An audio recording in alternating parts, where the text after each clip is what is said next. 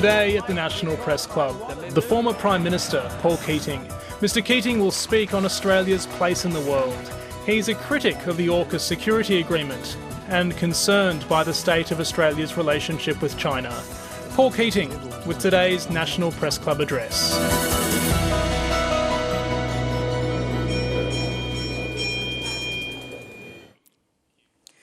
Good afternoon and welcome to the National Press Club and today's Westpac address. I'm the club's president, Laura Tingle. Our guest today is former Prime Minister Paul Keating, and he joins me in the ABC studio in Sydney for a conversation about Australia's strategic framework, which is being beamed back to the Press Club in Canberra, from where members of the working press will put questions to him after our conversation. In his long career in federal politics, Paul Keating was one of the most regular speakers at the National Press Club. Between 1983 and 1996, he appeared 19 times as Treasurer and Prime Minister, and in 1991 as Labor's most prominent backbencher. Mr Keating, welcome to the National Press Club. It's good to have you back. Good, Laura. Nice to be with you. Yeah. It's been almost 26 years, a long time. That suggests you feel there's something significant you want to talk about on the back of the subject of today's conversation. Well, I haven't rushed back. Let's make the point. But I'm back to talk about what I see as a deterioration in our strategic settings. I think the country is now very much at odds with its geography and it's lost its way. I thought rather than me provide a set speech, you and I would have a conversation about this, perhaps off notes. But I want to get to this point. We arrived here in 11 little boats, 1/10 the size of a Manly ferry, and after dropping anchor at what we call Sydney Cove, then claimed the whole 4,000 kilometre hinterland, 2,500 miles. I mean, for chutzpah, that takes a bit of beating, you know. And we got away with it. Not because of our treatment of the poor Aborigines, who ended up getting the rough end of the stick right from the get-go, but we got away with it even after other states, like parts of then Indonesia, the Kingdom of Thailand, then Siam, China and its large mercantile fleets, they could have claimed Australia in the 16th or the 17th or the 18th century. But here it was waiting for us, the greatest gift any nation has ever been given. An island, a continent of their own, and a border with nobody. All we had to do to keep it is be in it, be in the region. Be in the region and be happy to be in the region. What a gift. What a gift. You know, what was it, just virtually a handful of us, you know. But no, we're not happy to be in the region. We're still trying to find our security from Asia rather than in Asia. So here we had the Prime Minister going back to Cornwall, where James Cook had left 245 years earlier, and where Arthur Phillip and the First Fleet had left 233 years earlier. Here we are back there to find our security from Asia. I mean, the ignominy of it, the appalling ignominy of it speaks volumes about our incapacity to absorb the region, enjoy the region, be part of the region, and to celebrate the fact we've been here. The thing is,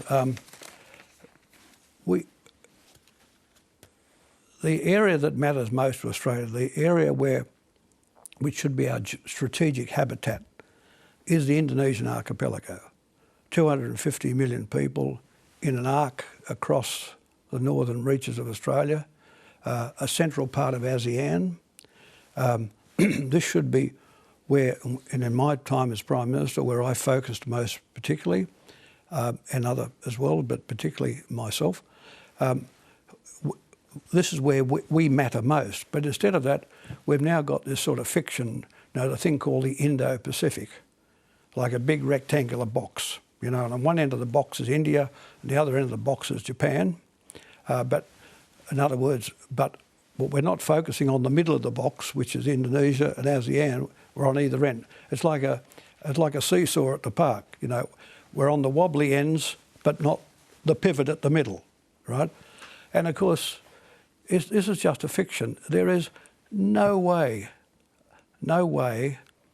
India is going to find itself with any naval military flotilla in the South China Sea to protect us from China, unless the Chinese somehow turn in a big position in the Indian Ocean. If the Chinese are not in the Indian Ocean, then there's no way the Indians are going to be in the South China Sea. I've always believed that India will never be part of the East Asian system, and that us believing that we can have a meeting in the White House and we call it the Quad and the Indians are going to be there. I mean, we need to remember this. The country in the world closest to India is Russia.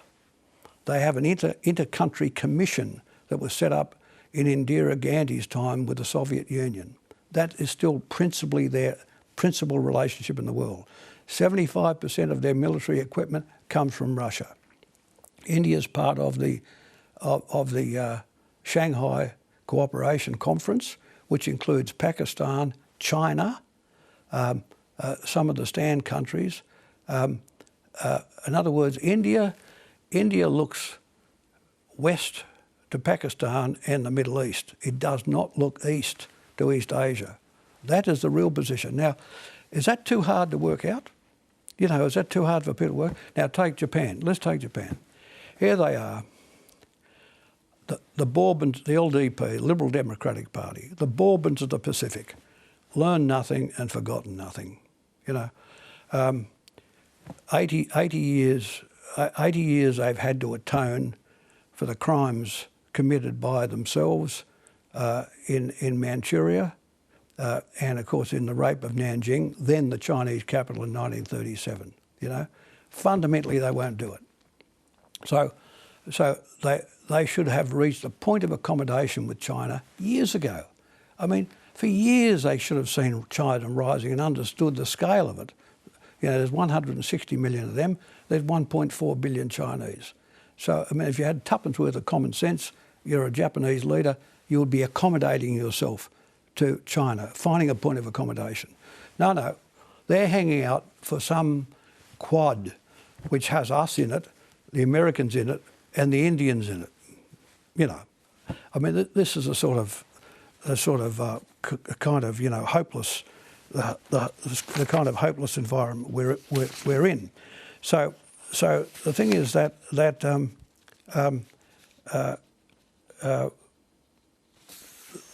Japan will not settle with China.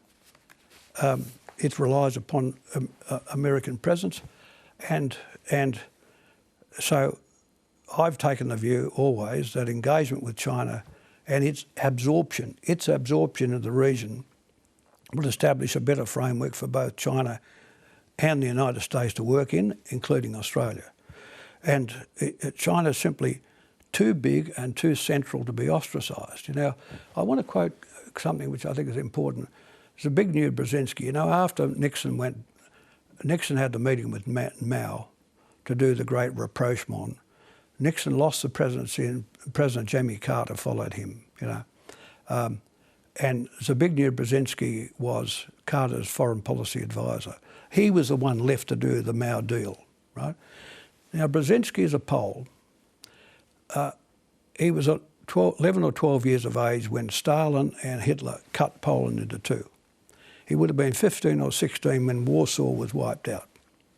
And this is a guy, in terms of sort of hardline ideologues, this is a guy who's on the hard right of the American scene, Atlantic scene. He has this to say. He said, America should tacitly accept the reality of China's geopolitical preeminence on the mainland of Asia, as well as China's ongoing emergence as a predominant Asian economic power, right? This is the coldest of the Cold War warriors, the coldest, right? America should tacitly accept the reality of Chinese geopolitical preeminence on the mainland of Asia, as well as China's ongoing emergence as a predominant Asian economic power. America's strategic policy strategy should not be to contain China, but to engage it in a larger hub of cooperative relationships that by themselves also shape their own relationship between the US and China. Now, this is where the smart hard guys are in relation to China. So we've got to say, well, you know, this is not happening, and what is happening.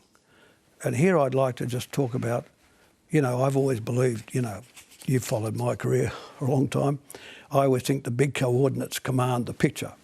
You know, in October 2020, the IMF in its annual report nominated China as the world's largest economy, right? It says China's economy is now 20% larger than the United States, 24 trillion versus 20 trillion, a report which was endorsed by the CIA. So you've got the IMF and the CIA out there saying China is 20% bigger than the United States now. And these are the key numbers. I don't know whether journalists write notes these days or it's all audio visual, but these are the key numbers. American GDP per capita is 60,000. Chinese GDP per capita is 10,000. 10 versus 60. But as China is moving out of its old model of cheap manufactured goods into higher orders of manufacturing and services,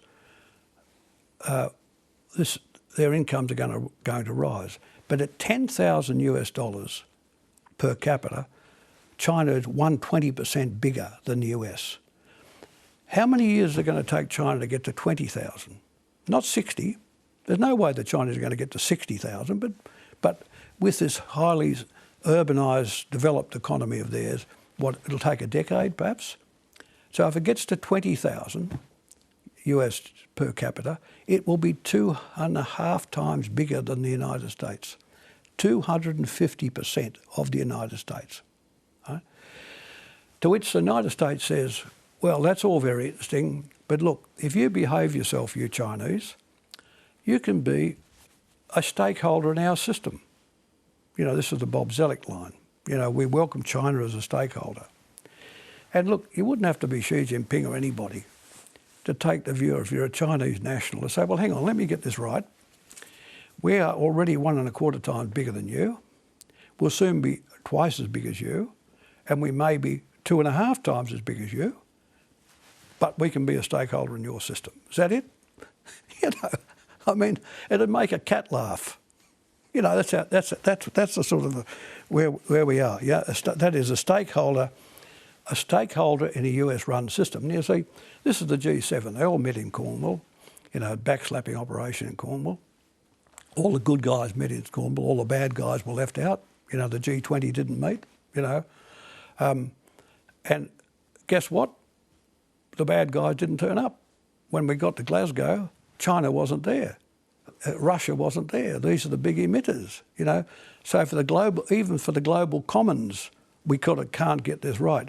My point is that China is now so big and is going to grow so large, it will have no precedent in modern economic or social history, and therefore our challenge is to have the United States remain as the balancing and conciliating power in Asia, which I've said over and over again, but have it come to a point of accommodation where it acknowledges China's preeminence in East Asia and the Asian mainland, in which case we can start to move towards a sensible relationship again with China instead of taking... Now, look, the Chinese are in their rude phase, you know, they're in the adolescent phase of their diplomacy. They've got testosterone running everywhere, you know. But we have to deal with them because their power will be so profoundly big in this part of the world. So, you know, here we are running to Cornwall to find our security in Asia. I mean, really, you know. So we are at odds with our geography and we have lost our way. Well, let's start with talking about China. Yeah. the big change in the last 4 or 5 years is that people have become alarmed about where China is heading. Yeah. They see it as being aggressive in the South China Sea with the build-up of military assets on islands, 27 outposts in the Spratly and Paracel Islands, for example. Yeah. And you have been accused by some commentators of being a chief apologist for China. What do you believe China's ambitions are? Well, I'll deal with a couple of these points, including the apologist point. Look, China, Henry Kissinger said something which is worth repeating here, which is pretty much my own view, if I can find it. I wrote this down in a meeting I had with him. He said he did not believe China has a military-based policy designed to achieve military domination, nor is its policy about annexing contiguous territories, in other words, the countries around it. He thought its overarching policy objective was to keep the US away from Chinese borders. He said he did not believe China wants a confrontation with the United States. He said, being Chinese, the Chinese will develop a concept of coexistence. So basically what they're saying is, until not many years ago, the US Pacific Fleet drove 12 miles off the edge of the Chinese territorial sea on the Chinese continental shelf, you know. Could you imagine the attitude of the United States if the Chinese Blue Water Navy was sailing 12 miles off the territorial sea of California? I mean, there'd be outrage everywhere. So what the Chinese have been doing is getting what's called in the trade sea denial, pushing the American fleet off their coast, you know, broadly, this is it. But the Chinese interests are not in the east, they are in the west. China's real interests are in the stand countries, Uzbekistan, Kazakhstan, Pakistan. China will control, not control is not the right word, but through the Belt and Road and the capital programs, if you go from Wuhan, the city where the rivers cross and the railways cross, the Chinese will be the major influence between everything between Wuhan and Istanbul.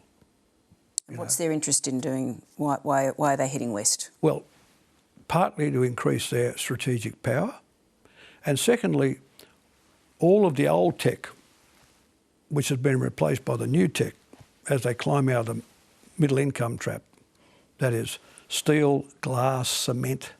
People say, well, what are they going to do with their big cement plants, their big steel plants, their glass plants? What are they going to do with it? The answer is what they're going to do with it is push it down the road.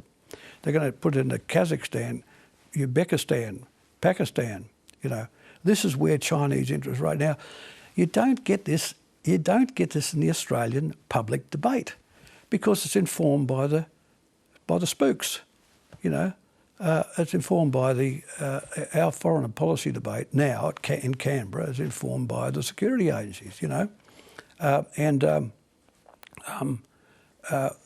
so you're not getting a macro view. You know, a macro view of China as it really is. I mean, China wants its front doorstep and its front porch, that is Taiwan, its sea. It doesn't want American naval forces influencing it. It wants access out of its coast into the deeper waters of the Mariana Trench in the Pacific. That's what it's about, fundamentally. Well, let's go back. Could they have had this anyway? Did they need to build the islands? Probably not. You know, did I think it was incautious of them to do it? Probably yes.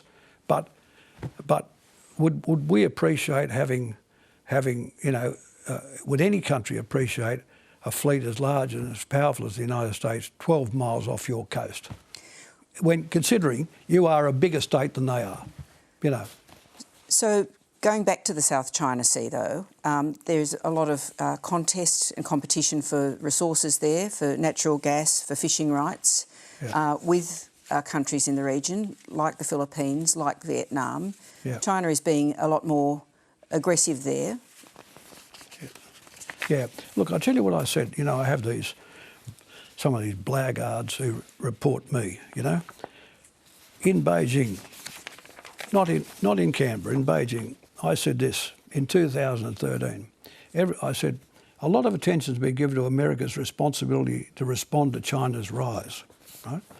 And this is in a heavyweight meeting, right? Members of the government, Vice Premier.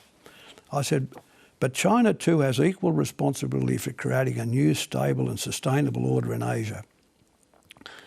As it steps up to a larger leadership role, it will at the same time need to be willing to accept and respect restraints on the way in which it uses its immense strength, because the acceptance of any such restraints by great powers is the key to any successful and durable international order.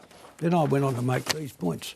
First, and most obviously, China should continually reaffirm by word and by deed its commitment to repudiate the use or threat of force to settle disputes, just as other powers do.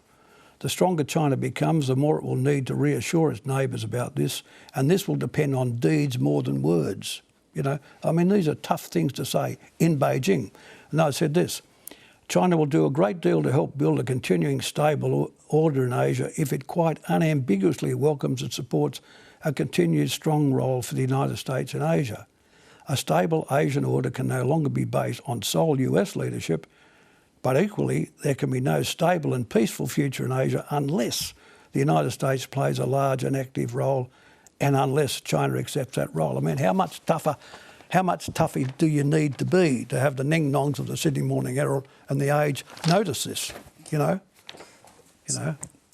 So, just speaking about tough though, and words rather than deeds rather than words, yeah. The tribunal in The Hague found in the Philippines' favour under the UN Treaty of the Sea. Yeah. China isn't respecting that rule. That's not what it should be doing, based on what you've said. Look, Laura, big powers are rude. Do you think there were any Polynesian Hawaiians on the Mayflower when it hit the east coast of America?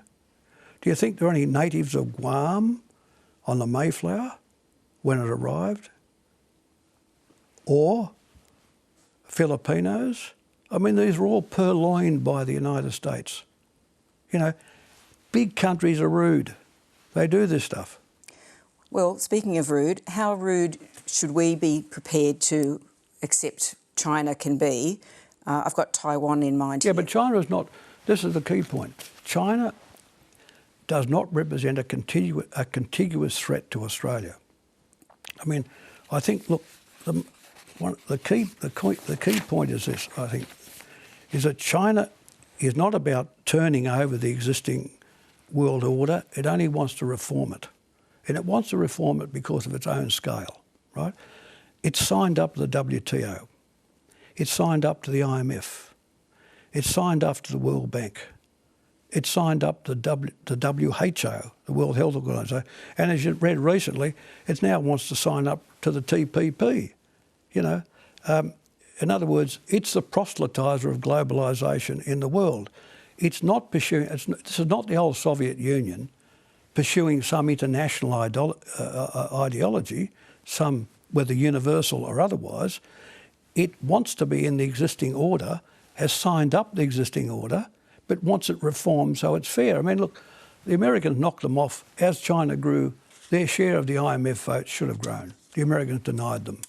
As China grew, their shares of the World Bank should have grown. The Americans denied them, you know. The Americans say, we believe in, you know, the free passage of ships, but they won't sign up to the international law of the sea. You know, the Chinese are not about turning over the international system. That's the key point. They might not be about turning over the international system, but they certainly have become much more aggressive about Taiwan, and it's seen as a flashpoint of a potential flashpoint with the Americans. Yeah. Should we just accept at some point that that China will take a military or other approach to take over Taiwan? Well, let me know. The first point is Taiwan is not a vital Australian interest. Let me repeat that. Taiwan is not a vital Australian interest, you know. We have no alliance with Taipei. None. There's no document you can find. we do not recognise it as a sovereign state, right? And under ANZUS commits us to consult in the event of an attack on US forces, but not an attack by US forces, right? We are committed to ANZUS for an attack on US forces, but we are not committed under ANZUS to an attack by US forces, which means Australia should not be drawn, in my view, into a military engagement over Taiwan, US-sponsored or otherwise. You know, as Xi Jinping said recently, we'll try and resolve this, you know, harmoniously. You've got to remember this. The KMT, when they drifted over to Taipei, always said, this is China. The Chinese have always said, no, we are China. They all agree they're one China. So when Chen Shui-bian was elected president of Taiwan in the late 90s, the Chinese had to make a decision about what to do about it.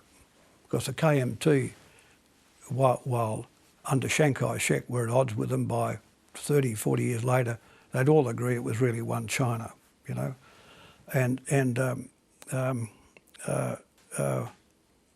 What was I going to say to you? I just forgot the point. Yeah, that's it. So Chen Chi-chen, then Foreign Minister of China, said about Chen Shui-bian's election, he said, Taiwan can have its own political system. It can have its own parliament. It can have its own flag. It can have its own system of laws. It can have its own economy. It just cannot say it's not Chinese. So that was the formula. They can have all of this, but they cannot say it's not Chinese. The only time the Chinese will attack or be involved with Taiwan is if the Americans and the Taiwanese try and declare a change in the status of Taiwan. If Taiwan stays as it is, I think Xi Jinping's general point, and this has been the point of other Chinese presidents, that harmoniously the Chinese people in what would otherwise be a civil war will come to terms with one another. You've got to remember, the trade between the two is enormous. The trade between Taiwan, which is a magnificent economy, and China is huge. You know, I mean, Taiwanese own chunks of, you know, Shanghai. I mean, they all own properties. You know, I mean, you've got to understand how this place works. You know, but you know, so the thing is, under ANZUS we have no commitments to be supporting any ill-conceived US attempts to try and blow this up. But frankly, I don't think the United States will. You know. What should we be doing now to rebuild our relationship with China then? Well, at least give it respect. I mean, you know, having Maurice Payne on Insiders, which is a sort of peekaboo, you know, show for insomniacs, you know, tell without it, I understand a cabinet decision, no, we're going to put inspectors into Wuhan about the virus. There's even, I think in her language, there was even talk about inspectors of the kind we had for the nuclear inspection of Iraq, you know, this sort of stuff. You know, this is, it won us nothing. It was going to happen anyway under the WTO. It cost us hugely. You know, we had knocked them off in lots of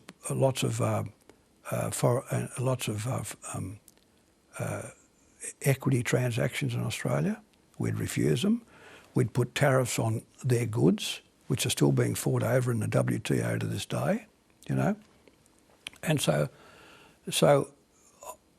what the Chinese want, I think, is respect for what they've created, you know. I mean, what were we to leave them with? You know, I mean, our central proposition should be that the rise of China is entirely valid. What were we to leave them? To be hanging around in poverty, 5 families to a little house, 1 toilet, bad sanitation, no education, you know, for 20% of humanity. You know, 20% of humanity drags themselves out of poverty, and we say, oh no, this is not right. You've got to stay in the mud. Know your place, stay down there in the mud. And the Chinese say, well, hang on, it's taken us 40 years to get to $10,000 US per head. Isn't that good for us? Isn't that good for Australia? Isn't that good for the world? Cheaper goods, buying your iron ore, selling your cheap, flat screen TVs, all the rest of the thing. Isn't that good? Isn't it better that 20% of humanity being dragged out of poverty? We should say yes. I think what the Chinese want is the acknowledgement of what they have, the validity of what they've done, and what they have created. The legitimacy. The legitimacy of the rise of China from its colonial past and from its poverty. So Australia's ambassador to Washington, Arthur Sinodinos, has said something explicitly today, which has sort of been around in the background of the AUKUS arrangement, which is essentially that nuclear submarines give us the capacity to be in a forward strategic position in the South China Sea rather than in the defence of Australia. Give us a break. Yeah. So essentially, what should our defence posture be right now within that strategic framework? 8 submarines against China. When we get the submarines in 20 years' time, it'll be like throwing a handful of toothpicks at a mountain. A handful of toothpicks at a mountain. Kim Beazley and I built the Collins-class submarines. Kim always had the Admiral's hat on. I had the money and the guns. I built the Collins. I built the Anzac frigates. They were built for the defence of Australia. Their range was to stop any incoming vessels, military vessels, against us. What Sinodinos is talking about are attack-class submarines to contain Chinese submarines, the hunter-killer submarines, to attack them and knock them out. Now, what's that got to do with the defence of Australia? And what possible impact could we have militarily with 8 submarines, which might... Just say this about the submarines. These Virginia-class submarines were designed in the 1990s. By the time we have half a dozen of them, it'll be 2045 or 50. They'll be 50 or 60 years old. In other words, our new submarines will be old tech. It'll be like buying an old 747, and here we are, we're going to wait, 20-odd years to get the first one and 35 or 40 years to get the lot, for these what will be then very old boats. In fact, the newest submarine in the world, the newest design one, is a French low-enriched nuclear one. If we'd have been sensibly looking at, thinking, no, we need more range than the Collins can provide at 3,500 tonnes, we need to go to 4.5 or 5. The obvious choice, if we were unhappy with diesels, the obvious choice was the most modern submarine on the drawing board, which is the French nuclear submarine. No, we're rushing over. This has got, the Liberal Party's fingerprints all over it. No, we're rushing back to the Americans, right? So we're going to rush back to a dated design with these things. But the whole point of these hunter-killer submarines is to round up the Chinese nuclear submarines and keep them in the shallow waters on the Chinese continental shelf before they can get into the Mariana Trench and become invisible. In other words, to stop the Chinese having a second strike nuclear capability against the United States, right? So this is the game we're now in. In the Collins game, we're in the defence of Australia. In the Virginia-class game, we are hunter-killing Chinese submarines. This changes our whole relationship, and that's confirmed by our ambassador. This is how stupid and bald they are. How important is the how important was, I suppose, or is the role of the French and the Europeans and other powers in showing an interest in the Pacific? Oh, hugely important. Look, the French had a great relationship with India because de Gaulle pulled out of NATO. The Americans pushed, like they pushed the Labor Prime Minister of Iran, Mossadegh, out in favour of the Shah. You know, everything they touch turns to you know what. They pushed Indira Gandhi away, and sure, she tied up with the Soviet Union. When de Gaulle turned his back on NATO, went independent, they developed a relationship with India. The French were introducing us into that relationship. In fact, the third meeting of India, France and Australia was to be held the week the submarine was cancelled, and so the meeting got cancelled. I mean, France is the sole nuclear European power. Germany, a larger country, doesn't have nuclear weapons and doesn't have the sophistication of supersonic aircraft or nuclear submarines. The French have geographic assets in the Pacific. You know, it is strangely but truly a European power with a Pacific complexion. What do? We treat them appallingly. You know, we walk away from. I mean, if we're unhappy about the fact that we're having trouble trying to stuff a diesel engine into the hull of a French nuclear submarine, why didn't we at least inquire about their most modern nuclear submarine? You know, this is all about, you know, what's this young guy that works, a person that works in PM&C? Andrew Shearer? Andrew Shearer. It's the Andrew Shearers of this world. Can't wait to get the staplers back onto the Americans. And you've got the ambassador, you know, a local Sydney genius out there telling us now, no, by the way, we want... Why would we need seakeeping for Australia's submarines in the defence of Australia that are able to stand off the Chinese coast 13 flying hours away if it's not to attack Chinese naval assets? And when you start attacking Chinese naval assets, you're a different state. See, look, the Chinese, hard-nosed as they are, would say, look, Australia's got these Collins-class submarines, they're effective, they're quiet, but they're not in our field. They're theirs, right? We're not going down there. We don't care. No, we're saying, oh, no. We've got a better story for you. We're going to get American nuclear attack class submarines that can stay on station. And you know what we'll do? We'll hunt your submarines down in the shallow waters of your continental plate. You know, beauty, you know. So my final question to you before we go to to my colleagues in Canberra is, coming back to your point about Indonesia and ASEAN, you say that they should be at the centre of our thinking. Yeah, sure. How would that work? I mean, are you talking about sort of liaison with the Indonesian army? Well, look, I put together, as you know, a security treaty with President Suharto and the government of Indonesia and the army of Indonesia with ANZUS words. It's the last thing I did as Prime Minister in November 1995, right? John Howard lost that with President Habibie over our skiting over Timor. You know, Habibie suspended it. But you just imagine if we'd have spent the last 25 years putting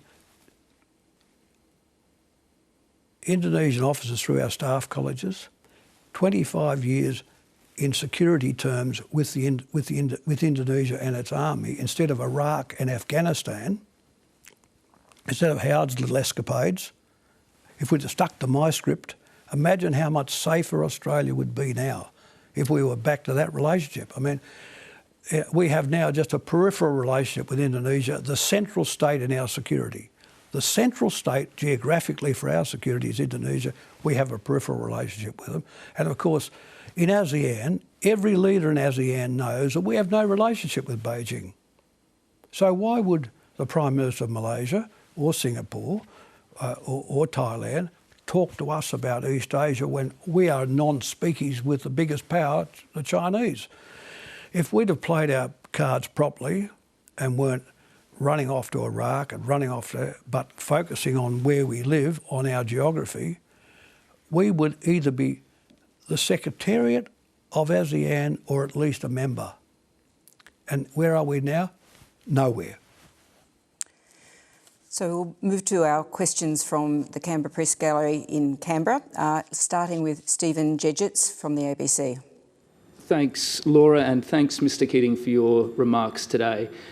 You've said that you believe that China is in its adolescence when it comes to its diplomacy, which seems to imply that you believe that China will moderate or mature in both word and deed over the coming years.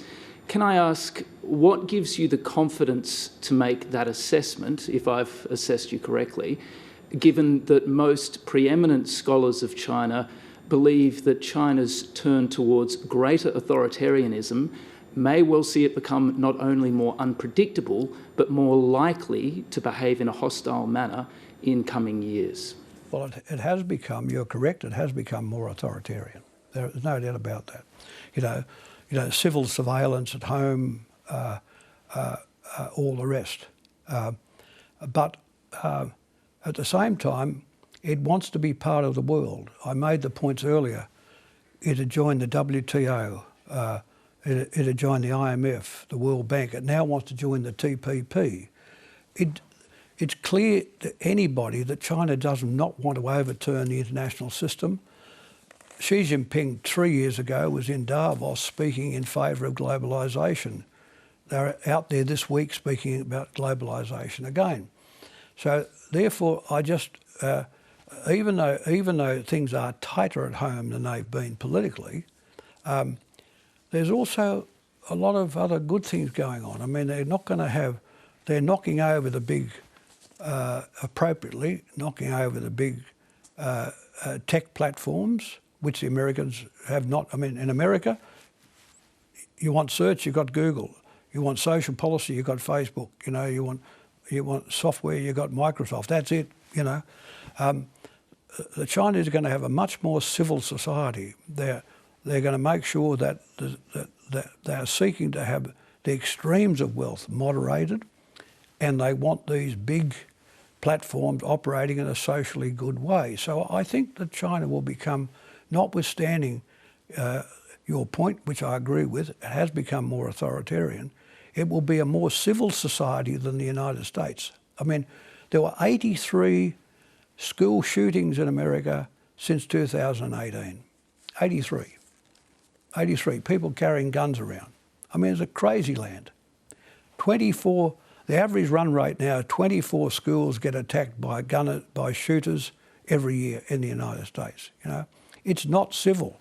You saw what Trump did, trying to overturn the election. You know, you've still got a big a pile of Republicans still believe that the current president was not legally elected. Now, you know, the great challenge for the United States is for its remoralisation. There's a challenge for China for its moralisation, and these questions about surveillance and the rest. But the challenge for America and the underpinnings of American greatness, or return to American greatness, is its own remoralisation. No more unlimited attacks like Iraq, Afghanistan, like the Arab Spring, like knocking off Shah Reza, knocking off Mossadegh in Iran, like the fight in Vietnam. I mean, you know, so the key point, the key takeaway is China is showing every reason to remain in the system. The other thing is, it's not the Soviet Union. It's not pushing an ideology.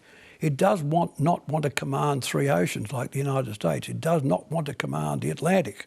It does not want to command the Mediterranean. It's interested in the corner of one ocean, its ocean, you know. The next question is from Daniel Hurst. Daniel Hurst from Guardian Australia. Mr Keating, you called for a sensible relationship between Australia and China. In your view, is there space in that sensible relationship for Australia to speak up on human rights, particularly in Hong Kong and Xinjiang? And secondly, you talked about Taiwan. China wants its front doorstop and its front porch. Are the most recent actions, including the incursions into Taiwan's air defence identification zones, consistent with what you said about Xi Jinping pledging to do it peacefully? Just give me the first part of the question again. I was just looking for an First part is, in your prescription of a sensible relationship between Australia and China, is there space for Australia to raise human rights issues? It should always speak out on human rights. We should always reserve the right to speak out on human rights, whether it's the Uyghurs in China. But can I also say, it's the Muslims in Kashmir. You know, here's Modi, Prime Minister Modi, our new friend, who has suspended, repudiated the autonomy of Kashmir, which is 94% Muslim. No wave of indignation in the Sydney Morning Herald or The Age about that. I mean, India's an ally. We don't talk about allies, we only talk about notional enemies, you know. So I believe Australia should always have the right to speak in support of, but it can't be, and this is the key point, you can speak powerfully about the rights of citizens of these countries, but it can't be the whole conversation. That doesn't displace the wider country-to-country, nation-to-nation conversation about these states. In other words, you can't let the human rights discussion supplant wholly and completely the relationship between the countries. There was a point about the incursions into the Taiwan. Sorry. There's no incursion in Taiwan. They're overflying their airspace. I didn't quite get the point, you know. But as I said, look, Taiwan is fundamentally a civil war matter with the Chinese. Civil matter, not a civil war, a civil matter with the Chinese. Both of them, the whole world has regarded China and Taiwan as one country. The Taiwanese are regarded as one country. The Chinese one country. The Chen Chi-chen model is you can have everything you want, you just can't say you're not Chinese. And unless Taiwan tries to change its status, then I just don't think you'll see military action by the Chinese, by the PRC against Taiwan. Next question is from Anna Henderson. Anna Henderson from SBS World News. Mr Keating, can I take you briefly away from the international to the domestic and just get your response to a question about the Native Title Act? Your government introduced it. We've seen recent examples of destruction of cultural sites of great significance to First Nations Australians. What's your assessment of the system as it stands now? Look, I'm here fundamentally to talk about Australia's strategic settings. I don't want to get into domestic issues. You know, I'm very proud of the Native Title Act. You know, every bit of political skill I had and every bit of heft I had, it took to get that thing through. Indigenous Australians now have about, correct me if I'm wrong, but about 67% title to the landscape of Australia. And through that title, they enjoy autonomy and over time wealth. 200 years after we stole the titles from them, you know. There are no doubt, I mean, I made speeches in the past about reversing the onus on native title groups not having to prove that they have broke association with the land as a more literal translation of this by the High Court since have said. But by and large, we did make a lot of progress with the Native Title Act, but I don't think this is not the time for me to discuss it. Thank you. Anthony Galloway. Thank you, Mr Keating. Anthony Galloway from your favourite newspaper, the Sydney Morning Herald. I was wondering if I could ask about your comments in terms of China wanting to influence the stand countries, including Pakistan. Isn't some of those activities, particularly the Belt and Road activities in countries like Pakistan, what is in part drawing India to the east? Well, look, the stand countries were marooned in the Soviet Union. I mean, the Soviet Union was poor. The stand countries were dirt poor. And they've sat there, no one has cared about they're rich in minerals, they're rich in resources. No one has cared about them. Not India, not even India. India might have strategically cared about them, but certainly didn't help them. What the Belt and Road Initiative is about, I think, is about lifting the quality of life and infrastructure and resources of those countries. Now, there'll be lots of players in this, as there is already in the Belt and Road Initiative. The principal player, though, will be China. And China will have, as I said earlier, very broad influence in between its western border and basically Istanbul. Now, this is a matter, of course, of interest to the Indians, but of course we have the Great Wall of the Himalayas sitting there in between. I mean, India is in such a good position. It's got a wall that's impenetrable in the Himalayas. It's got a distended peninsula with oceans and the Bay of Biscay with water all around it. It's got 1.4 billion mainly young people, very young age. So India is in a very advantageous position strategically. I don't think they're too worried about the Chinese and the Stand countries, and they would enjoy a lot of commerce into India and from India into the Stand countries. The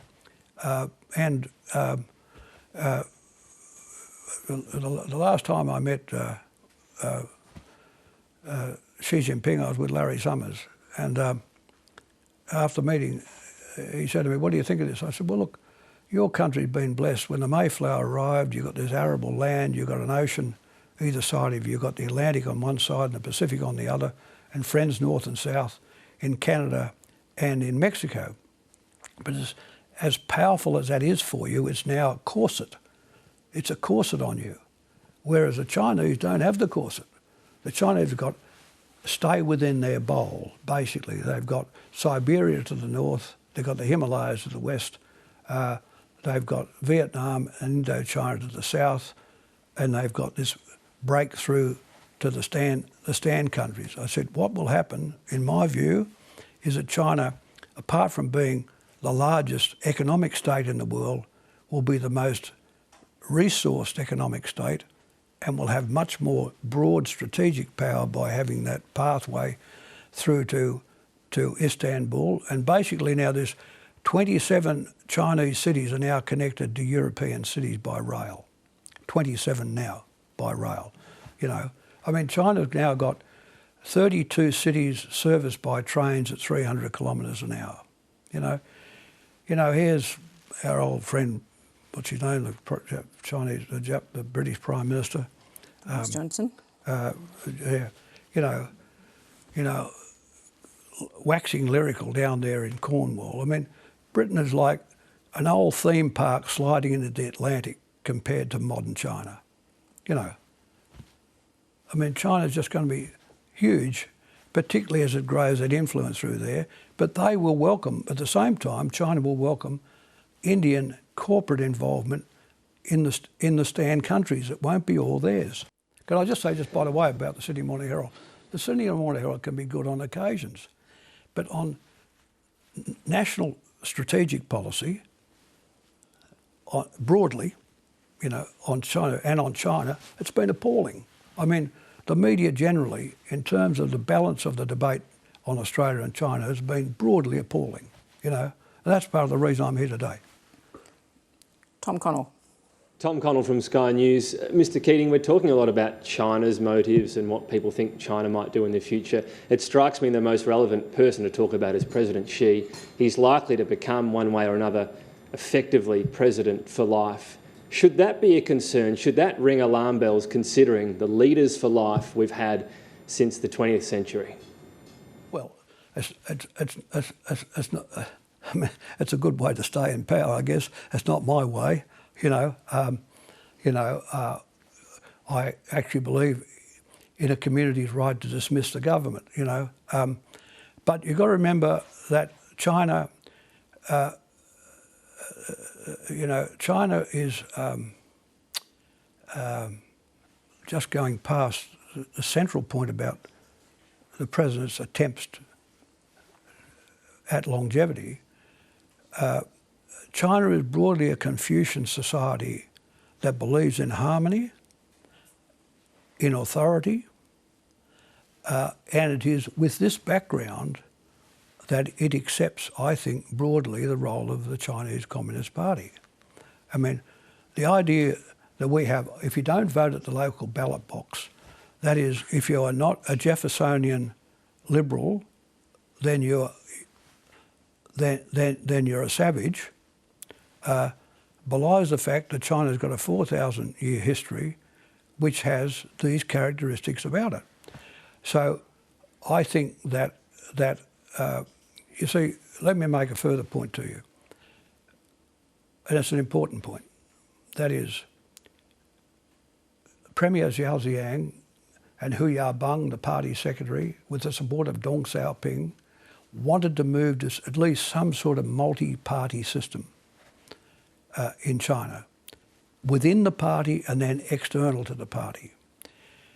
When Hu Yaobang died of cancer and the demonstrations were put on by the students in Tiananmen Square, the whole thing came crashing down. The student demonstrations, I mean, I was actually in Beijing. I saw Zhao Ziyang cry in front of me about his inability to talk the students out of the demonstrations. What happened was Deng Xiaoping said, that's it, the party has to come first. I was prepared to try this. I was prepared to try the multi-party route with Zhao Ziyang and with Hu Yaobang. But look, it happened. I've got to go with the Conservatives. I've got to put the party number one. The party has been number one since then. What happened? Xi Jinping has inherited basically the Deng Xiaoping decision about the party. And of course, as you know, in the Hu Jintao years, in the 10 years that Hu Jintao was president, corruption was rampant, absolutely rampant in China. And I think Xi Jinping understands that the legitimacy of the party couldn't stand the corruption. It's the same. He took the same decision Lee Kuan Yew took. Lee Kuan Yew took the decision that Singapore could not have the command of the People's Actions Party there if people thought people were taking money on the sly and the place was corrupt. And so Xi Jinping had this war against the corruption, and he has, as Deng had made the decision, kept the party number one. Now, does that excuse surveillance of the community with facial recognition technology? No. Does it excuse their attempts to sort of control the internet and the content of it? No. But nevertheless, there is a background in Chinese society which is about harmony, which has a Confucian basis to it, which we don't understand in the West and have never had in the West. Now, does all that add up to mean, yes, this guy is better with another term? I don't think it does. I would like to see the President of China in the rules the Chinese have had, where they've had terms, I think it was 10 years, which I think is long enough. Most leaders are around 10 years. They either get tired of the job or tired in the job, So, but then the other thing is, because Xi Jinping has made so many enemies in knocking out the corruption, he may believe in personal terms, if he's not the president, he's at personal risk himself. This could be a consideration. But I'm not that close to China these days as I used to be. Mark Kenny. Mark Kenny, Mr Keating, thank you for your address. I'm from ANU and, of course, a director of the Press Club. You've said big states are rude, and, of course, big powers secure their perimeters. One thinks of Alaska and Hawaii, for example, in the US case. Are there any lessons, in your view, from NATO's, I think you've referred to it in the past as nibbling away at the pie crust of the old Soviet Union with the Baltic states? I'm wondering if there are any lessons there that you believe apply now in terms of understanding China's geographic assertion? Well, Mark, the great opportunity for the United States at the end of the Cold War was to consolidate the Atlantic. I've said this in speech after speech. I said it to Bill Clinton. I said it to economic advisors since, foreign policy advisors since. When the Cold War finished, when the wall came down, when Gorbachev left and what was his name? The new president took over. The Americans had a real chance of bringing Russia into Europe, and if not into the EU, into some operating closeness with Europe, having some understanding that in the end China, with a population 4 times that of the United States, will end up being, again, the central power in Asia. So if you wanted to balance off American power in the world, you would have consolidated Europe.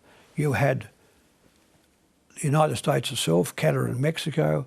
You had the European economy, which is about 30 trillion today. You had NATO as it stood. The great challenge was to bring Russia into Europe. What did they do? They did exactly the wrong thing, you know, led by that fellow, name escapes me now, it'll come to me in a second. They couldn't resist putting Hungary, Poland, the Czech Republic into NATO, then the Baltic states. NATO's border from Moscow was 1,200 miles away before the wall came down. It's 71 miles away now. The Russians have hated it. Of course, the northern European plain, which is as flat as a tack, runs from the north of France to St. Petersburg and to Moscow. I mean, Bonaparte went over it, Hitler went over it, and the Red Army came back over it into Berlin. There are no mountains, there are no big rivers. It is not protectable.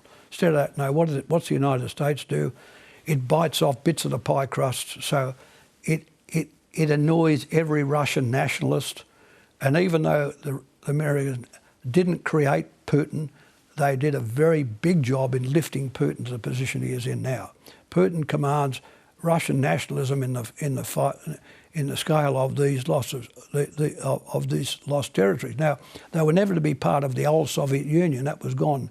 But the bridging land between Germany and Russia, that is Poland, Hungary, these countries, could have been left in the into the EU. The challenge was to get them into the EU, not into NATO. And so the Americans made it, you know, probably the greatest post-war blunder in the extension of NATO, thereby denying and making much harder, and perhaps later, bringing Russia into Europe. If Russia was in Europe, and there was a much better intra-European relationship than now with France and Germany, and the United States, you look at the US, 20-odd trillion of GDP, Europe 30 trillion of GDP, throwing Mexico and Canada, you're about 40 trillion of GDP. Even the Chinese at the best are going to get to 20, in the long run 40. So in other words, if you were the United States and you wanted your centre of power, you would have had it in the Atlantic. Instead of that, the United States is still pretending it can be the security guarantor of Asia. Not just the Atlantic, of Asia, despite the fact that China is already 1.25 times larger and will soon be 2 times larger, you know. So what it should be is this. The United States should be the guarantor and the leader of the West. It should, in East Asia, be the balancer and the conciliator. In other words, it's important to have American military power in Asia to deal with any pushiness by other states, including China, as the balancing and conciliating power. But the idea that we can maintain, that America can maintain strategic primacy in Asia, which was what the pivot was all about. I mean, the reason I hopped into Gillard and into Obama at the time and Hillary Clinton is that they believed, you know, against all the odds, that the United States could command 3 oceans, including the Western Pacific, and be the predominant military power in Asia, despite the fact that China was then nearly the same size as the United States and soon to be larger. So that's how I see it. That's how I see it. I think the opportunity of bringing Russia into Europe still exists, in which case Europe becomes a pole, a P-O-L-E, a pole. China will be a pole, but the United States trying to command both poles off an economy which is half the size of China and 1/4 the size of its population is, of course, just wishful thinking. Andrew Green. Mr Keating, from what I understand of your comments on Taiwan, you don't believe there will be a military confrontation in the immediate future, certainly one that doesn't involve the US. If China were to take Taiwan by force, what do you think Australia's response should be? And given what we've seen already with Hong Kong, Xinjiang, and the fortification of the South China Sea against international rulings, to quote an elder statesman, do you get the feeling that China is doing the West slowly? Look, I said to you in my remarks earlier, Taiwan is not a vital Australian interest. That is, we have no alliance with Taipei. There's no piece of paper sitting in Canberra which has an alliance with Taipei. We do not recognise it as a sovereign state. We've always seen it as part of China. And militarily, the only military responses, which could be between Taiwan itself and China, were the United States to involve itself. I made clear earlier that ANZUS commits us to consult in the event of an attack on US forces, but not an attack by US forces. I mean, this is a very important point. So my view is Australia should not be drawn into a military engagement over Taiwan, US sponsored or otherwise, you know. Now, you mentioned other things there about Hong Kong, etc. Look what India has done in Kashmir. You know, they've suspended, repudiated the autonomy of Kashmir, 94% Muslims. You know, what do? Do we employ the same policies against India, the same rhetoric that we've had against China on Hong Kong? I mean, after all, Hong Kong was always part of China and Taiwan. Or is it just a sort of China-centric debate? And by the way, if you're a half an ally, notwithstanding the Russians are your best pals, you can knock off the Kashmiris and we won't say anything about it. Kim Bergman. Thank you, Mr Keating. Kim Bergman from Asia Pacific Defence Reporter. Getting back to the AUKUS alliance, which looks like a bit of a return to the Anglosphere, what do you think the UK gets out of it, and can you see them ever coming to our rescue? Look, you know, poor old coconut head Johnson. I mean, talk about fantasies. Britain took its major battleships out of East Asia in 1904. You know, it had a half a bet on Singapore in the 1940s, and that failed. Then in the 1950s, they withdrew from Asia completely. You know, the idea that the British could have any role here, any important role. I mean, the Chinese have got 63 submarines now. How long do you reckon that aircraft carrier of theirs would have lasted, you know, in a real dust-up, you know? Can Britain help us here? No. You know, the one state that was able to help us was France, and of course we rudely turned our back upon it. And I made the point earlier, let me just make this point about the submarines. I think it's a point worth making. In my time, we built the Collins. We won't be able to wait for the antiquated Virginia-class submarines to arrive when there's half a dozen of them, in other words, a force of them, in the 2040s and 50s. I believe we're going to have to do two important things. We're going to have to rapidly rebuild the Collins class, the existing submarines, but also build another class of conventional Australian submarines.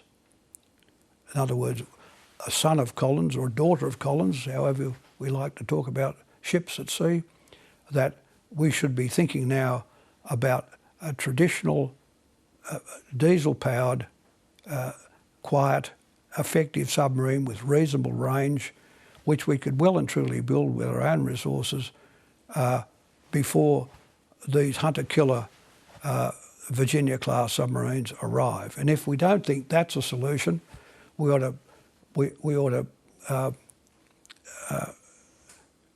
this would take a bit of doing, given relations, go back to the French and say, well, look, let's have another look at your modern, low-enriched nuclear submarine, which will be the most modern in the world and not 30 years old like the Virginias or the British submarines. So the British submarines are a waste of time, in my opinion, and joining the hunter. Look, our submarines, if we were to buy 8 American Virginia-class submarines, they'll simply be part of the United States force, directed by the United States. Essentially, we will be buying for the United States 8 submarines for them to use and employ, you know? And we're already being told you need nuclear-capable engineers on board the submarines anyway, Australian submarines, and we'd be in that position. So my view is that we ought to get cracking immediately on the restoration of the Collins, the existing Collins class boats. I think we should build a new son of Collins. Get onto that straight away. But if we think that's beyond us, let's get an off-the-shelf French nuclear boat, which will be the most modern of its kind. Jonathan Kersley. Thanks, Laura. Thanks, Mr Keating. Jonathan Kersley from 9 News. Mr Keating, you mentioned during your remarks what China wants is acknowledgement of validity of what they have done and what they have created.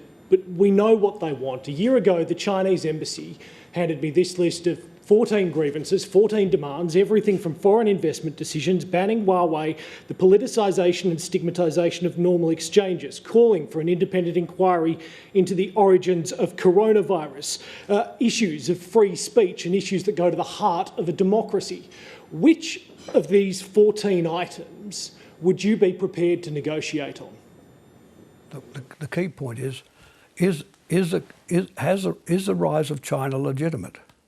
Is taking 20% of humanity, 1.4 billion people, from abject poverty, 4 and 6 families living in one house, poor sanitation, poor education, is this something the world should welcome and be proud of? And in our terms, of course, it's completely remodeled the Australian economy. Look at the wealth we've had out of iron ore and coking coal and the other exports we've had. But of course, the subsidisation of our inflation rate for 25 years by the import of low-cost, high-quality Chinese goods. So, the key is to recognise, if we give China the recognition I believe it is due in terms of its legitimacy in turning 20% of the Earth's population back into something approaching even at $10,000 a head, then I think a lot of these issues, the so-called 14 points, sort of fall off the table. It depends whether you really want to be in this or not. Do you want to be in it? Or are we back to Cornwall trying to find our security from Asia? This is a central point. Does Australia, the reason I'm here, I'm said we've lost our way. We've lost our way because basically we don't want to be in it. We're trying to doing everything to find our security from Asia and not in Asia. Now, if we get back to the region, to the neighbourhood, to Indonesia, to ASEAN, the countries nearby, a sensible working relationship with China, support for the United States and Asia, we've got a proper framework. The framework we always had. Look how powerful we were. Gareth Evans did when he was the foreign minister, the Cambodia peace accords. I did the APEC leaders meeting. Bob did the APEC general resources meetings. Bob Hawke. Kevin Rudd was involved, built a very large measure, the East Asia Summit. We were the go-to people. We were the go-to people. We brought that bit of software that these countries didn't have, foreign policy. Where are we now? Or do we go back to, lists of the kind this gentleman has just read out, In other words, some minor official in the Chinese embassy said this, so that's the end of a relationship with China, Greg Brown. Greg Brown from The Australian. Mr Keating, on the geopolitics of climate change, do you buy into the argument that Australia's climate change policy has done us damage internationally, or do you think that's overdone?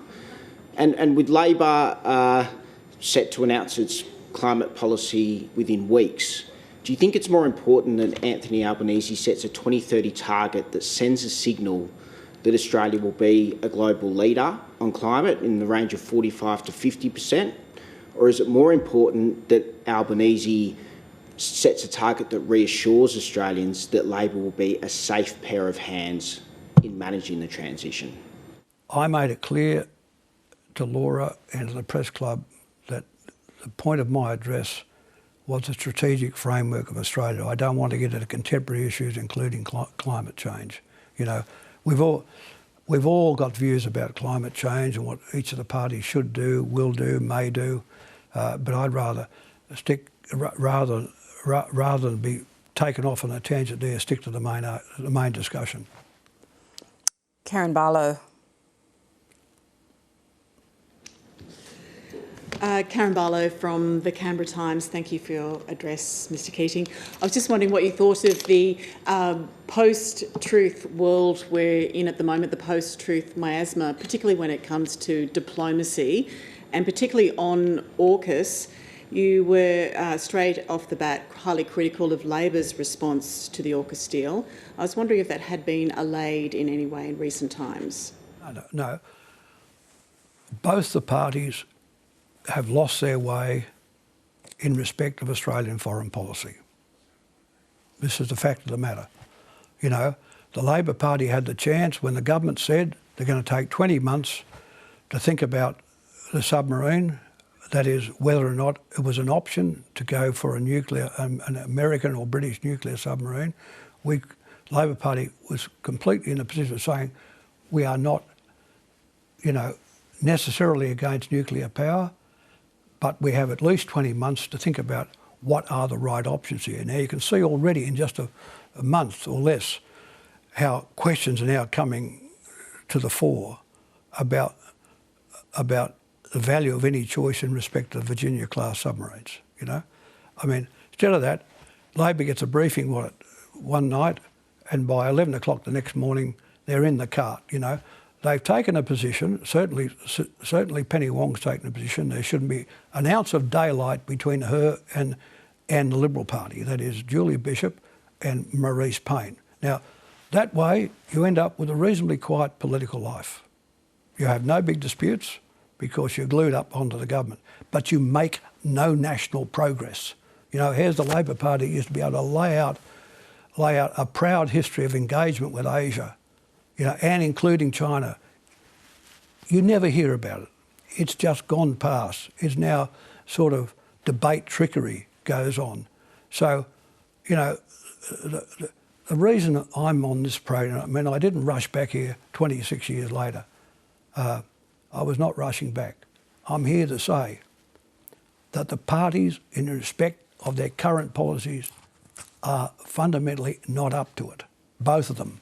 That is the Coalition and the Labor Party, you know.